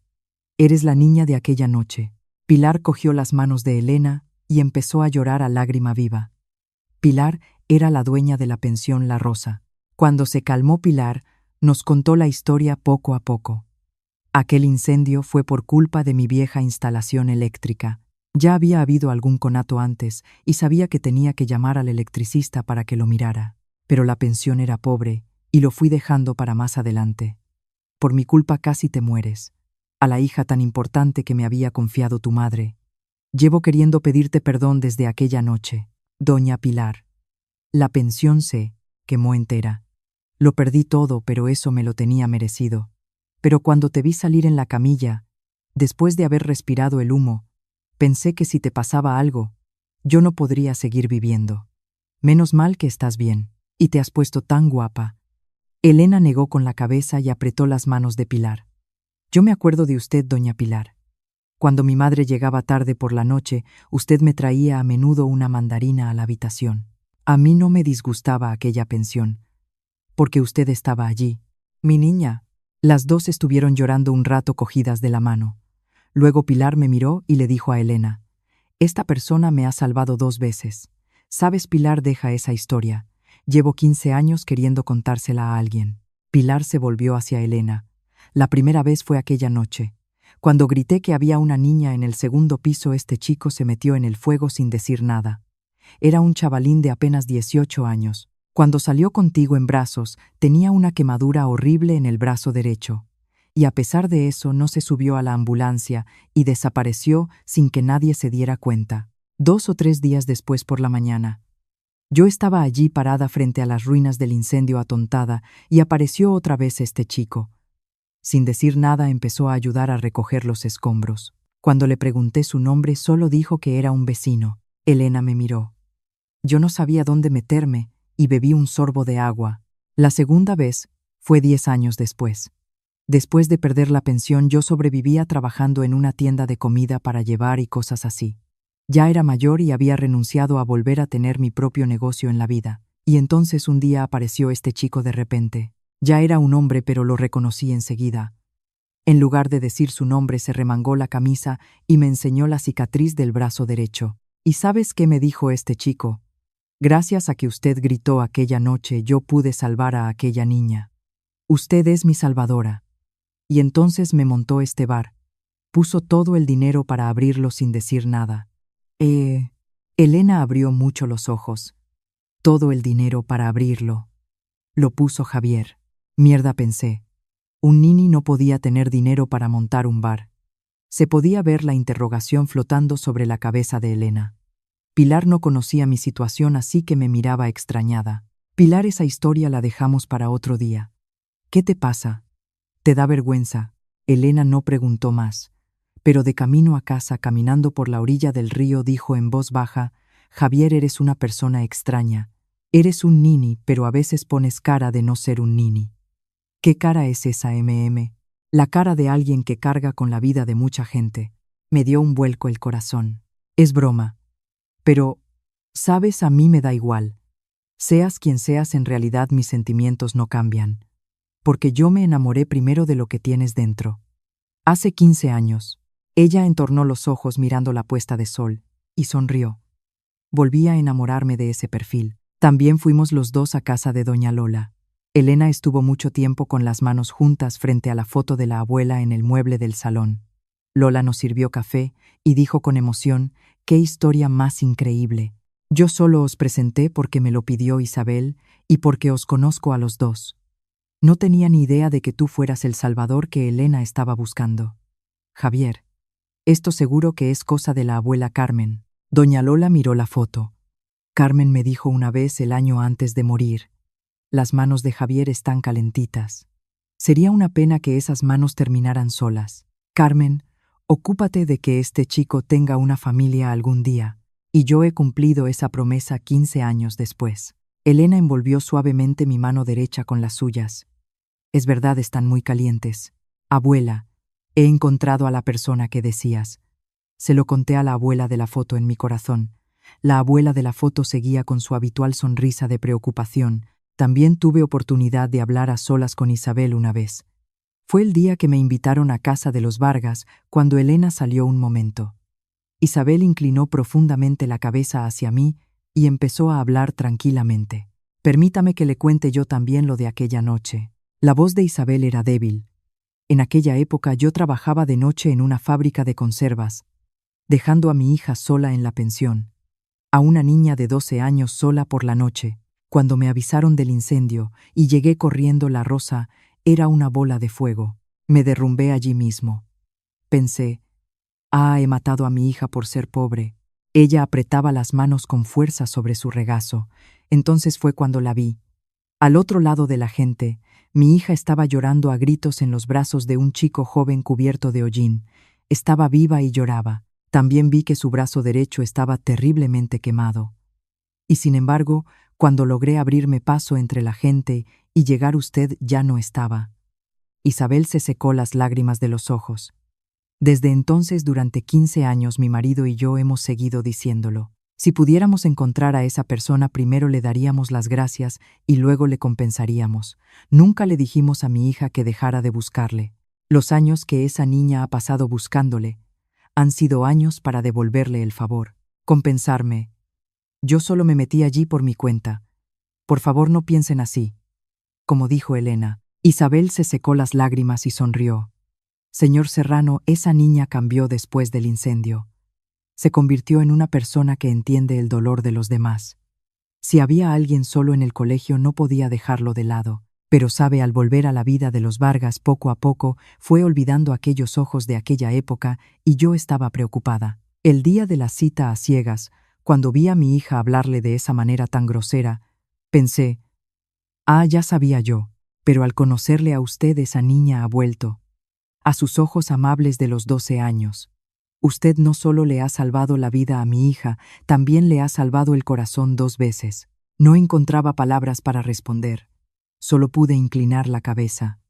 Ante el peso de los años de estas personas, no podía hacer otra cosa. Así mi entorno se fue llenando poco a poco de calidez. Por eso mismo, el destino es un cabrón que te enseña los dientes justo cuando tienes lo más importante en tus manos. A mediados de noviembre sonó el teléfono. Eran más de las 11 de la noche. En la pantalla aparecía el nombre de Elena. Al contestar, su voz temblaba. Javier, perdona por llamar a estas horas. La empresa de mi padre está en graves problemas. Al día siguiente, al mediodía, me reuní con Elena en una cafetería. Había adelgazado en una sola noche. Tenía ojeras y no probó el café. La situación que me contó Elena era la siguiente. El detonante había sido Construcciones Serrano. Era la mayor constructora de la región y tenía una relación de años con Vargas Construcciones. La compra conjunta de materiales y el proyecto conjunto de la gran urbanización Prado Verde. Vargas Construcciones se sostenía sobre estos 2 pilares, y Construcciones Serrano había comunicado repentinamente la ruptura de la alianza.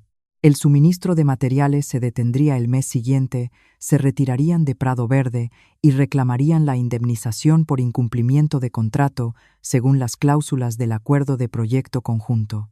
El motivo está claro. Porque yo rechacé formalmente el matrimonio con el heredero de los Serrano. Por rechazar un matrimonio cortan una relación comercial. El heredero de la otra parte, un tal Borja, es así desde siempre. Es un bloque de orgullo y va diciendo por ahí que el presidente le ha dejado en ridículo. Por eso la empresa ha endurecido su postura. Y no es solo eso. Ella se mordió el labio. Es muy raro. Los movimientos de los Serrano conocen demasiado bien nuestra situación interna. Saben qué materiales se acaban en qué obra y cuándo qué pagos vencen y cuándo. Nos atacan justo donde más nos duele, como si lo supieran todo. Y además el banco. El Banco Popular es nuestro banco principal. Se suponía que estaba avanzada la negociación para un crédito adicional para Prado Verde. Y de repente se ha quedado en nada. Solo puede ser que alguien esté extendiendo malos rumores. Que Vargas es peligroso. Si se detienen los materiales, las casas a medio construir no se terminan. Si no se terminan, no hay ingresos por la entrega.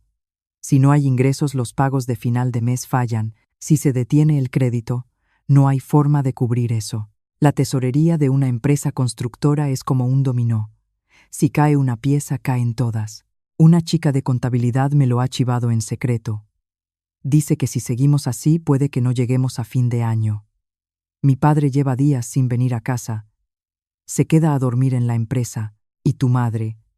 Mi madre no dice nada, pero por la noche se queda sentada sola en la cocina. Sus manos temblaban sobre la mesa. Tengo miedo, Javier. Huele igual que aquella época. Igual que cuando tenía 12 años. Cada vez que suena el teléfono a mi padre, le cambia la cara y la casa se queda en silencio, y un día de repente todo desaparece. La casa, el colegio, las amigas. De pensar que puede volver a pasar eso, me entra un miedo horrible. Elena. Y los empleados también tienen familias. 300 personas. Yo estoy en relaciones públicas, así que lo sé. Sé. ¿Cuántos han tenido un hijo el año pasado? ¿Cuántos se acaban de comprar una casa? ¿Qué hago? ¿Qué puedo hacer? Le cogí la mano por encima de la mesa. Estaba fría como el hielo, igual que aquella mano pequeña que temblaba bajo la farola aquella noche. «¿Estás bien? Ha sido aterrador, ¿verdad? Pero ya no estás sola». Elena levantó la cabeza de golpe. Esas palabras, las mismas de aquella noche, ahora las digo conscientemente, para que le lleguen también a la Elena de 27 años, igual que a la de 12. Las lágrimas brotaron de sus ojos. «Eso es trampa. Esas palabras son trampa. Elena, prométeme una cosa. Pase lo que pase, no te lo guardes todo para ti sola. Estarás bien. No dejaré que pase nada malo. Yo me encargo». «¿Cómo lo va a hacer un nini?» Ella sonrió un poco entre lágrimas. Intentaba mantener la compostura bromeando.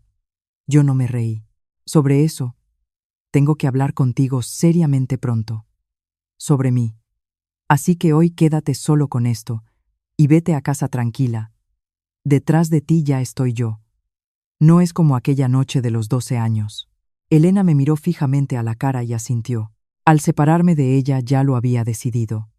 Las dudas habían desaparecido. Toda esa lógica que le había estado dando vueltas había volado por los aires con solo ver su mano temblorosa. La armadura, la terquedad, todo eso daba igual. La familia de la persona que me gusta está a punto de ser destruida. La chica que me dio una razón para vivir en aquella noche de invierno está a punto de ser arrojada al mismo infierno otra vez. Ahora yo tengo el poder para detenerlo. Entonces lo usaré. Lo usaré todo. Así de simple. Esa noche me presenté en el apartamento de Mateo. Cuando abrió la puerta, le dije: «Mateo, me pongo la armadura».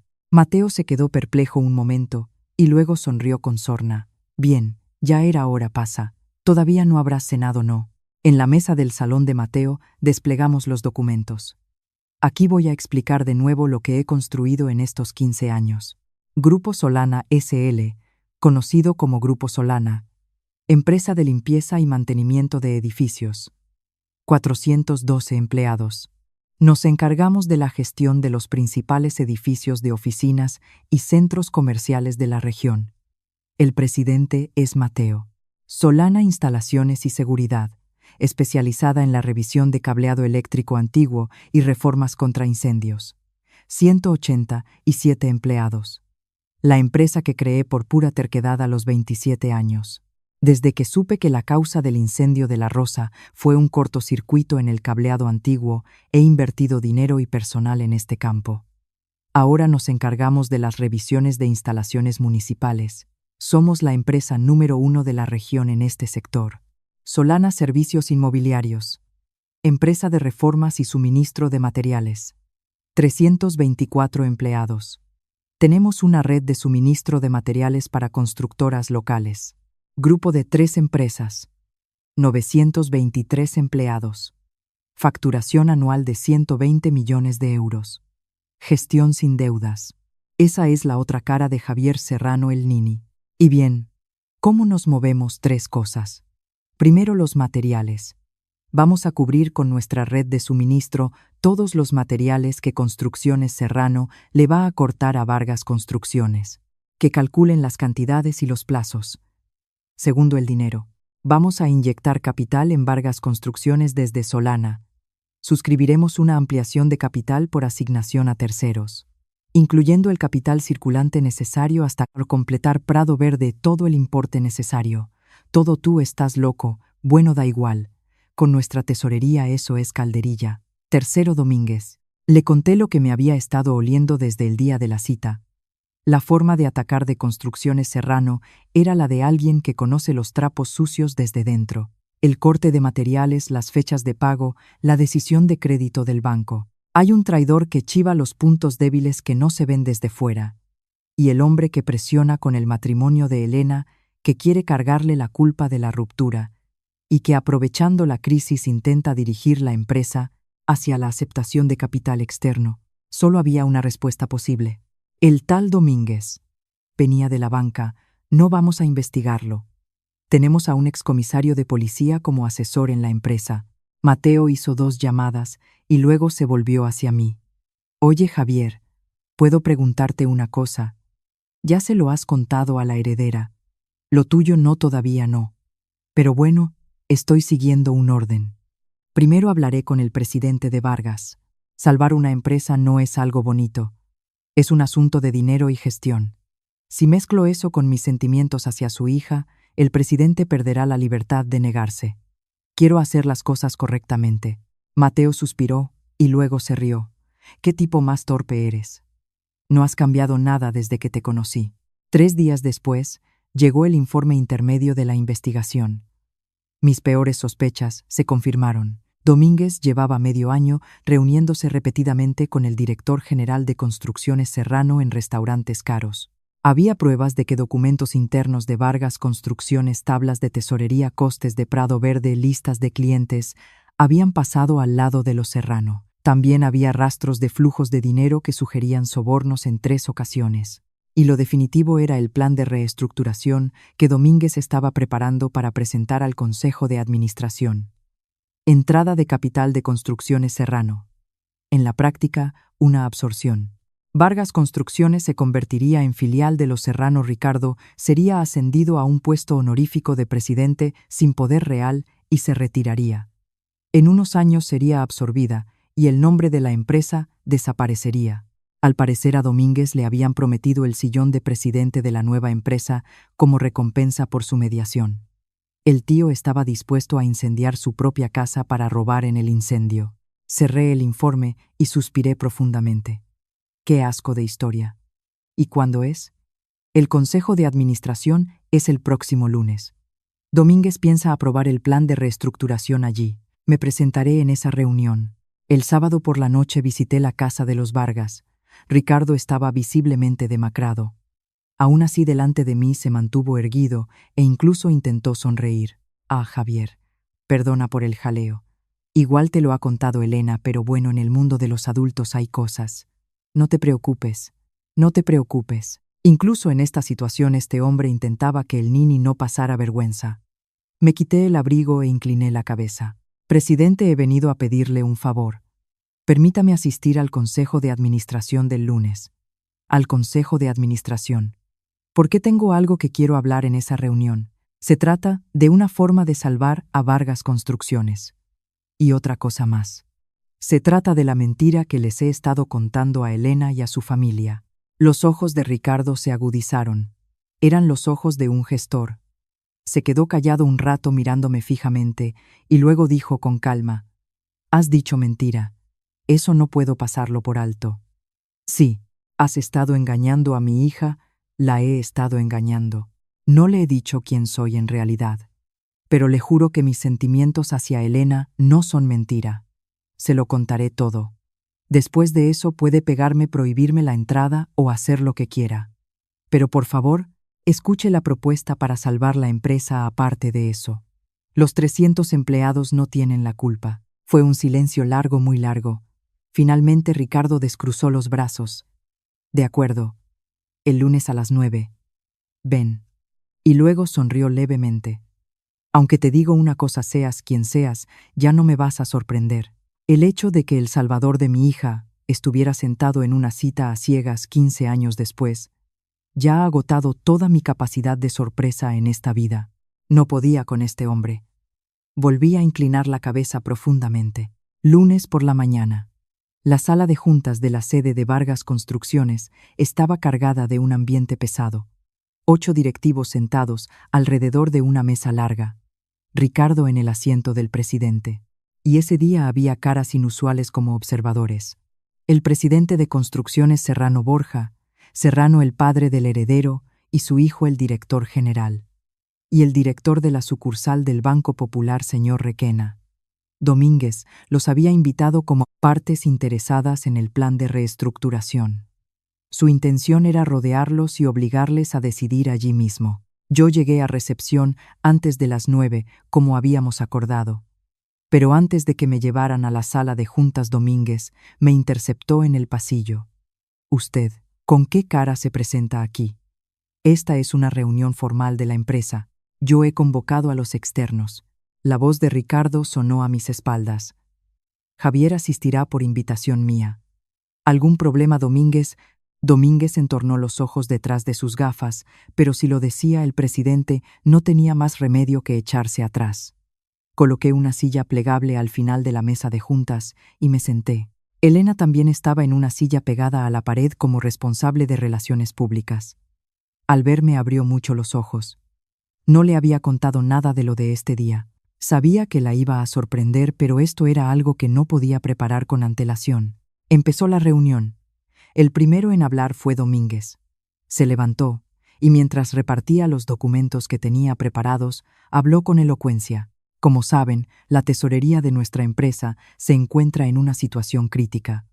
El cese de negocio con Construcciones Serrano, la paralización de Prado Verde, la retirada del crédito. Si seguimos así antes de fin de año, no podremos hacer frente a los pagos. Por eso hoy quiero proponerles el único plan de reestructuración posible: la entrada de capital de Construcciones Serrano. En la pantalla se proyectó el plan previsto. Construcciones Serrano adquiriría la mayoría de las acciones. Renovación de la estructura directiva. Ricardo pasaría a ser presidente honorífico, sin poder de representación. Los directivos bajaron la cabeza. Todos sabían que era una absorción. Lo sabían, pero nadie podía levantar la voz. Una empresa a la que le han cortado el flujo de dinero es así. Además, en cuanto a las intenciones del lado de los Serrano, tengo entendido que la reconstrucción de la relación de confianza entre ambas familias, es decir, la reconsideración del matrimonio entre la señorita y el director general, también es una de las condiciones. Elena se levantó. Director general, eso no es un tema de gestión. Ya lo he dicho muchas veces.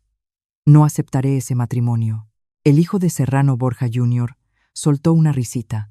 El hombre que ocupaba el sillón de director general a su corta edad miró a Elena de arriba abajo, recostado en su silla. ¡Qué carácter, Elena! Pero sabes, eres consciente de que la empresa está así por culpa de tu terquedad. ¿Cómo te importan más ese supuesto nini de los rumores que tus 300 empleados? La sala de juntas se alborotó. ¿Lo sabían ustedes? La nueva pareja de la señorita es un desempleado, un nini de verdad que vive en un apartamento sin baño. La hija de los Vargas, nada menos. Es de risa, ¿verdad?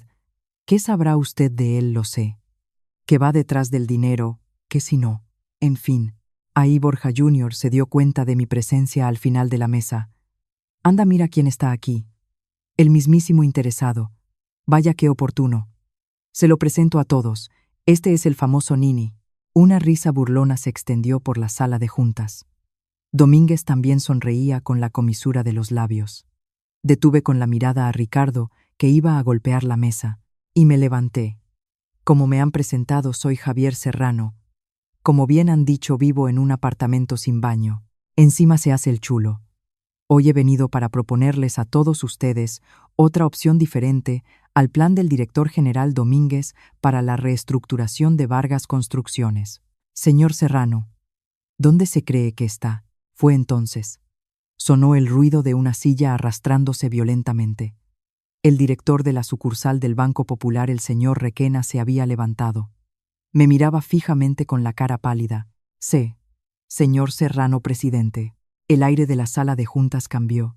Usted es el presidente Javier Serrano, del Grupo Solana. ¿Verdad? Yo soy Requena del Banco Popular.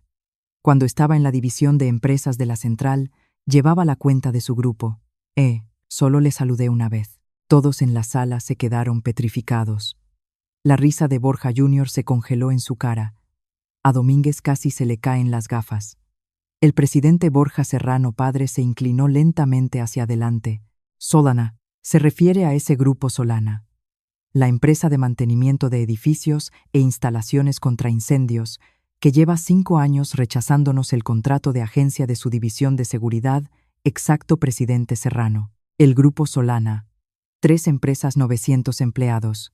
Facturación anual de más de 120 millones de euros. Gestión sin deudas en la región. Sin duda uno de los principales grupos empresariales.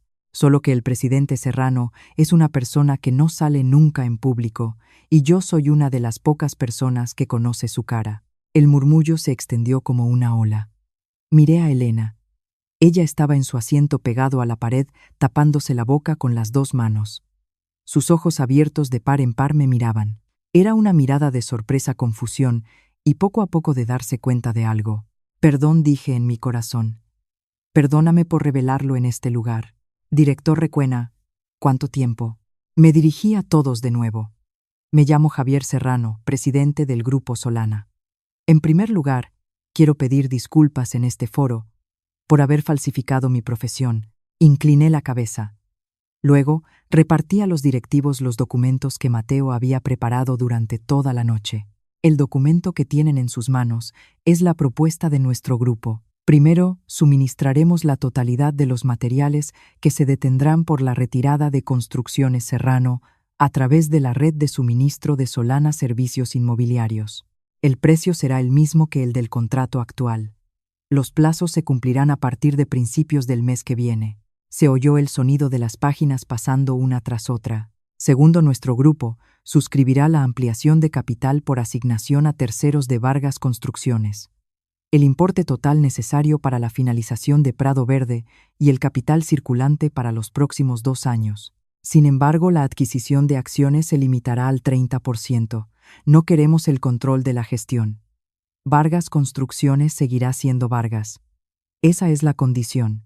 Uno de los directivos levantó una voz ronca. Eso es imposible. ¿Qué gana su empresa con una condición así? Ganamos algo, dije. Queremos convertir Prado Verde en la primera ciudad de viviendas seguras contra incendios de la región en colaboración con Solana Instalaciones y Seguridad. Casas donde el cableado antiguo no provoque incendios, una ciudad donde nadie se quede atrapado. Llevamos 6 años invirtiendo dinero y personal en esa tecnología, pero no tenemos la capacidad de construir las viviendas en sí. La capacidad de Vargas Construcciones y nuestra tecnología, esto no es caridad. Es una propuesta de negocio. Espere un momento. La voz de Domínguez se quebró. Presidente, no se deje engañar. Es una promesa verbal de un hombre que no sabemos ni quién es. El plan con los Serrano ya está cerrado. Cerrado. Puse otro documento delante de Ricardo. Entonces hablemos de cosas cerradas. Domínguez, este es el registro de las reuniones que has mantenido durante medio año con el director general de Construcciones Serrano. Lo han recopilado nuestro abogado asesor y una empresa de investigación. Las tablas de tesorería, los costes de Prado Verde, la lista de clientes de Vargas Construcciones. Se adjunta también el registro de los 3 pagos ingresados en la cuenta a nombre de tu familiar y la ruta por la que los documentos confidenciales pasaron al lado de los Serrano. La sala de juntas se congeló. La expresión desapareció de la cara de Domínguez. ¿Qué es eso? Es una calumnia. Es un montaje. Si es un montaje o no, el presidente que está ahí sentado es quien mejor debería saberlo. Todas las miradas se concentraron en Borja Serrano padre. Serrano padre cogió los documentos, se puso las gafas de leer y los estuvo examinando un rato. Finalmente soltó un suspiro profundo, muy profundo. No voy a decir que ha sido cosa de mi hijo solo. Ha sido falta de supervisión mía. El presidente se levantó e inclinó la cabeza hacia Ricardo. Señor Vargas, asumo toda la responsabilidad por lo ocurrido. Retiro la ruptura de la alianza. También retiro la reclamación de indemnización. Y dicho esto, creo que lo correcto es que mi hijo y yo nos marchemos de aquí. Borja, vámonos, pero papá, ¿no entiendes que hasta yo estoy diciendo que ya basta? Serrano padre agarró a su hijo por el cuello de la camisa y lo levantó, y luego se detuvo delante de mí. Señor Serrano, ¿verdad? Qué buen teatro ha hecho usted. Fingiendo ser un desempleado para ver la verdadera naturaleza de la gente, no pretendía hacer teatro. Solo quería conocer a alguien que me mirara a mí sin los títulos. Me duelen los oídos. Los que medíamos a la gente por los títulos éramos mi hijo y yo. Padre e hijo salieron. Domínguez se derrumbó sin fuerzas, y la sala de juntas quedó como después de una tormenta. Ricardo declaró tranquilamente: el castigo del director general Domínguez se decidirá en un consejo extraordinario con la presencia de los auditores y el abogado asesor. La propuesta del presidente Serrano. Yo quiero aceptarla. ¿Alguien tiene alguna objeción? Nadie levantó la mano. El color había vuelto a las caras de los directivos. Podrían pasar el año. Podrían proteger a los empleados. Ese alivio se extendió por la sala. Ricardo suspiró profundamente. Luego me miró e inclinó profundamente la cabeza delante de todos. Señor Serrano, ha salvado la empresa y a los empleados. Y escuchen todos, en realidad esta persona es el Salvador que rescató a mi hija del incendio de hace 15 años. No dio su nombre, no aceptó ninguna recompensa y ha estado callado durante 15 años. Por fin he podido dar las gracias en público a la persona que salvó a mi hija. Muchas gracias. Los directivos se alborotaron de nuevo. Yo devolví la reverencia apresuradamente. Levante la cabeza, presidente. No he hecho nada para que me den las gracias. En la pared Elena tenía una cara entre el llanto y la risa. ¿Ves? Lo ha vuelto a decir. Una risa suave se extendió por la sala de juntas. Pero mi historia aún no había terminado. Quedaba lo más importante. Por último, permítanme decir una sola cosa que no es de trabajo en este foro. En realidad debería decirlo cuando estemos los dos solos, pero en esta sala se me ha presentado como un nini mentiroso, así que permítanme corregirlo también en esta sala. Me volví hacia Elena. El nombre de mi empresa es Solana. Elena, tú no sabes el origen de este nombre. Nadie lo sabe, porque es lo único que no le he contado a nadie. Elena dejó de parpadear. Hace 15 años, aquella noche, a la niña que saqué del fuego, la dejé debajo de una farola. Cuando la subieron a la ambulancia, esa niña medio aturdida me dijo algo. Se me calentó el fondo de la garganta, pero lo dije. Las manos del chico están calentitas. Son como el sol. Una lágrima rodó por la mejilla de Elena. El yo de aquella época estaba solo en el mundo en lo más hondo y no encontraba ni una sola razón para vivir. Y esa sola frase me dio una razón para vivir. Pensé, estas manos se pueden usar para ayudar a los demás. Porque pude pensar eso, he podido trabajar hasta hoy. Cuando creé la empresa, no dudé con el nombre. Solana, lugar soleado. Es la palabra que tú me diste. Elena se tapó la cara con las dos manos. Entre sus dedos se escapaban sollozos. Elena, tú dijiste que llevabas mucho tiempo queriendo dar las gracias por haberte salvado la vida. Pero es al revés. El salvado fui yo. Tu frase ha construido mis 15 años. Mi empresa y la vida de los 923 empleados. Si rastreamos el origen, todo empieza con esa frase de tu yo de 12 años. La sala de juntas estaba en silencio absoluto. Elena no era la única que lloraba. Un directivo mayor se había quitado las gafas y se secaba los ojos. El director Requena miraba al techo. El día de aquella cita a ciegas, tú me dijiste, porque usted es la persona que cuando yo estaba en el peor momento de mi vida, me salvó arriesgando la suya, sin preguntar nada, quiero estar a su lado. Ahora es mi turno. La miré directamente. Elena Vargas. Te prometo que cuando tú estés en tu peor momento y en cualquier momento a partir de ahora, usaré estas manos para ti. Cásate conmigo. Elena levantó la cabeza. Con la cara llena de lágrimas me miró directamente y dijo las mismas palabras que aquella otra persona. Sí. Ahora mismo. La sala de juntas estalló en aplausos. No sé quién empezó. Cuando me di cuenta, los directivos, el director Requena e incluso los empleados que miraban desde el pasillo, todos estaban de pie aplaudiendo. Ricardo se apretaba el puño contra los ojos. Creo que aquel consejo de administración fue el único en la historia donde se aprobó por unanimidad el matrimonio de la hija junto con el plan de reestructuración. Después del consejo, Elena y yo nos escapamos a la azotea de la empresa. El viento de noviembre era frío, pero el cielo estaba completamente despejado. A nuestros pies se extendía nuestra ciudad. Elena estaba apoyada en la valla todavía con los ojos rojos. Presidente del Grupo Solana. Sí. 923 empleados. Sí. Facturación anual de 120 millones de euros. Sí. Residente en un apartamento sin baño. Eso es que me da pena gastar en alquiler. Elena soltó una carcajada y luego riendo se enfadó. ¡Qué tramposo! Eres un tramposo. ¿Hasta dónde vas a ser tramposo? Mentir diciendo que eres un nini y hacerme decir todas esas barbaridades. Y luego, si me cuentas el origen del nombre de la empresa, en un sitio así, yo también. Perdón. No era mi intención engañar. Bueno, no, sí que te estaba engañando. Perdón. No estoy enfadada. Ella negó con la cabeza. Me ha hecho feliz. Que mis palabras se hubieran quedado en alguna parte de ti. Yo solo me acordaba de lo de aquella noche, de que me había salvado, y no me acordaba para nada de lo que había dicho yo.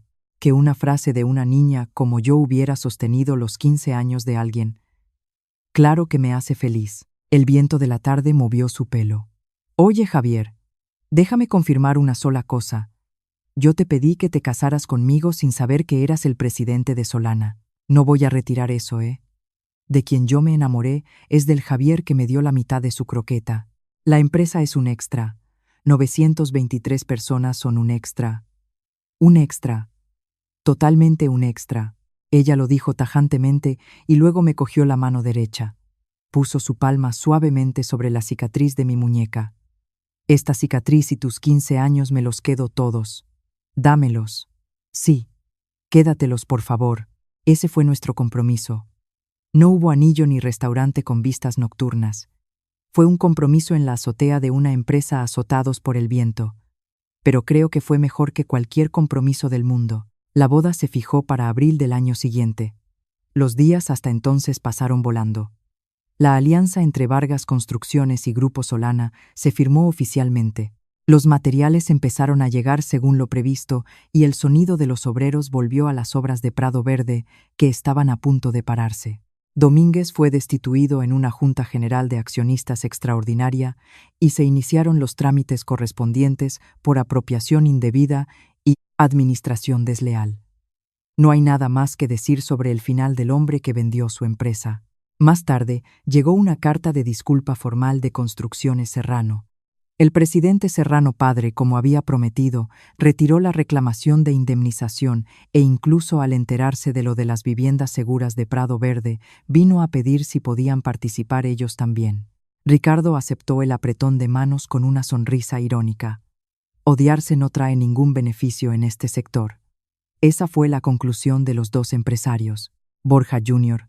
parece ser que está empezando de cero como aprendiz en las obras por orden de su padre. He oído que la foto del heredero con casco llevando hormigón se ha convertido en la comidilla del sector. Yo por mi parte salí un poco a la luz pública por primera vez en mi vida. Me senté en el estrado en la rueda de prensa de la Alianza. Los periódicos económicos locales hicieron ruido porque el presidente de Solana, que nunca había dado la cara hasta entonces, había aparecido. En la rueda de prensa un periodista me preguntó: «Por favor, cuéntenos el origen del nombre de la empresa Solana». Pensé un poco y respondí: «Es un secreto, pero en primavera me caso con la persona que me dio el origen». La sala estalló en risas. El titular del periódico del día siguiente fue algo inusualmente cálido para ser de la sección de economía. Y en abril, un domingo en el que los cerezos empezaban a perder la flor, celebramos la boda. El lugar fue una pequeña finca en las afueras de Madrid. Los dos decidimos que no haríamos nada ostentoso. Solo invitamos a la gente que realmente nos había ayudado. Los parientes de Vargas y la gente de la empresa, los veteranos de mi empresa, los conocidos del barrio. Doña Lola vino en traje desde por la mañana y estuvo llorando todo el tiempo. Llevaba la foto de la abuela pegada al pecho.